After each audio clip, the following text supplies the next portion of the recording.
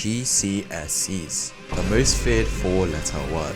In case you're unfamiliar, GCSEs are a set of exams that are done predominantly in the United Kingdom, but also internationally. No one actually knows what the letters stand for, but they're a big deal. They're kind of like, as you're cruising through the game, you're beating all the stages really easily, it's a laugh, but then suddenly you get to this one stage, and then the boss just ravages you. That's GCSEs pretty much. Didn't listen during lessons, missed a topic, or you're unprepared? Oh boy, GCSEs are gonna bomb your ass. And even if you aren't from the UK or you don't do GCSEs, soon you have a big test coming up. Your midterms or your APs or your midterm assessments or your QCals soon. And the big tests like this can catch you off guard if you're not prepared and you're not ready. So if you don't want to be handed a 5 in GCSEs, which is like a C, they use numbers because they're quirky. Like, what is it going to be next? Colors. Oh bro, I aced my test, I got a yellow. And you don't want to make your parents disappointed or become a failure and work in McDonald's and die lonely. And instead you want to open your envelope on results day and get all 9s, which are A stars. Keep up, mate. This is the video for you. I pinky promise that if you listen to everything in this video and you take action and lock in, you're going to find out how to study for and how to manage your GCSEs or any other big exam that you have coming up, so you can silence the haters or just have the craziest comeback that you deserve. Number 1, blaming teachers. I know for a fact you've said this before. What the hell, my teacher marks my tests so weird. What the hell, my teacher's so boring. Now what the hell, my teachers, they don't know how to teach, they're such bad teachers. And I get it. Bro, I get it. Not gonna name and shame, but we all have teachers whom we feel are inadequate or they're not doing as good as this job as we hope them to be doing. And there's 2 paths you can take. You can despise the teacher. You can be bored and be a sneaky little troublemaker in like the lessons and be like, not listen, cause disruption and just like fail that test because you don't like it. You don't revise it and then you end up getting a really bad grade. Or you can just mature the flip up and realize that you're playing the game, so you might as well win. Normally, if you're playing like a game and it's not fun, you'll just stop playing it because it's boring and it doesn't tickle your pickle, it doesn't float your boat. But you can't do that with school because guess what? It's like a preloaded game. You have to play it. You have to take these exams and whether you like it or not, you need to get good grades. Because are your parents billionaires or do you own Amazon? Didn't think so, mate. So you can hate the teacher, blame the teacher, not do the work. But at the end of the day, that's going to only affect you badly. You're going to be one with the failed grade and the teacher's just going to keep on teaching. If you don't listen to that teacher, the only failure is you. So for subjects you don't like or the subjects which teachers you despise, you should actually be the bigger man / woman / person and realize that you actually gain nothing by not listening, not trying in those lessons, and actually be like, you know what, I'm actually going to try extra hard in these lessons because this is the thing that I dislike and doing things I dislike will make me a better person. However bad you think that teacher is, at the end of the day, they're qualified, they're teaching you, and people they've taught before have gotten 9s, so why don't you become that person? Drop the preemptive bias of thinking, oh, that lesson's going to be so boring, oh, this lesson's going to be so dead, this teacher's going to be so boring, because if you think that, it will be. We've talked about it before in this video that I forgot the name of. But if you believe something to be something before you do that something, it's gonna be that something which you perceive it to be. Number 2, mocks are your best friends. Mock tests and practice paper questions and all these practice tests, etc. are your best friend. Imagine doing the total wipeout course. If you're unfamiliar with what it is, the editor's gonna put it on screen right now.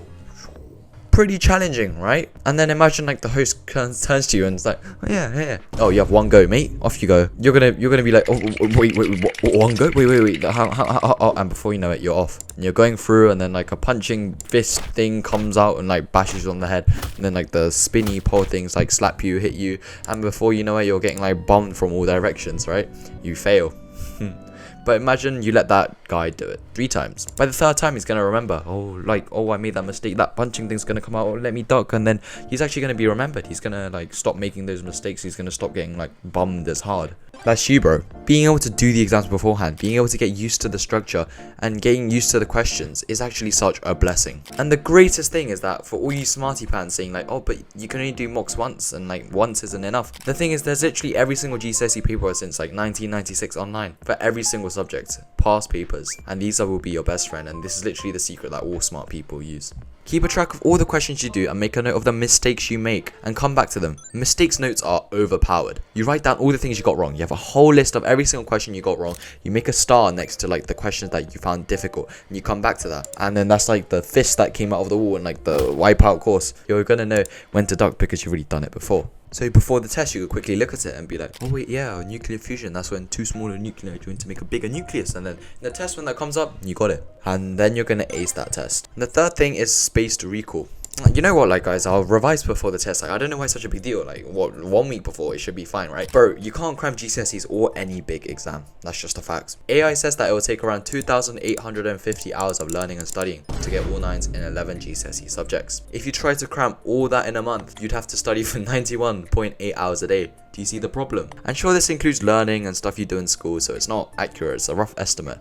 But you neglect doing little but often. Neural pathways are like little strings, and if you imagine every single concept you learn and everything you need to know as like one of those like plastic foam ball things and they're like in your brain. They're like small little balls in your brain, and then they're just like moving around everywhere.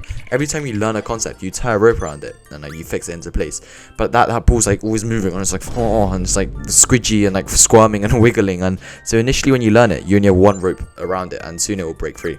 But each time you review it, another knot appears, and like you tie another like string around it. And so the more you review and recall, the more neural pathways there are. And before you know it, every single ball in your brain is tied up, interconnected, weaved, intertwined, swined.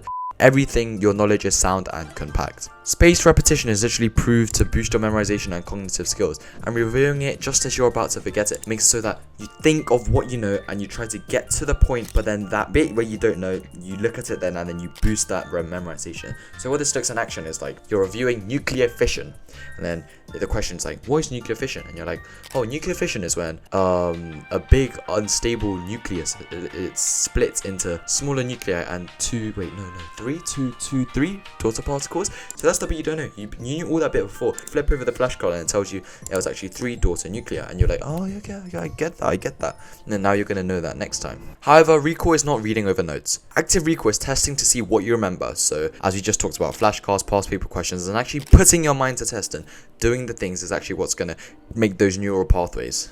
I personally use Quizlets to use flashcards and make them, as well as mistake notes as we talked about, to revisit these neural pathways and past paper questions to try and answer the questions myself. You know what? Suddenly, getting all 9s in your GCSEs doesn't seem too hard, or your AP tests, or your midterm, interim assessments. Just keep it simple and consistent. Don't cram and start now.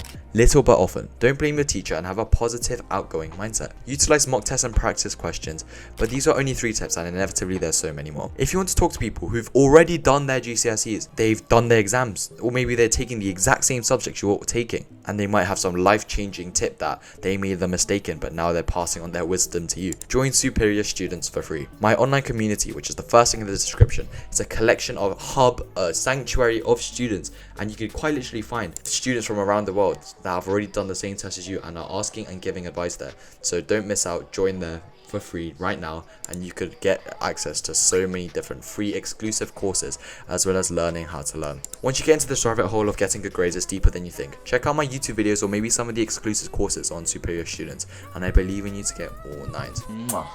I've been spending my time thinking, I know what love is.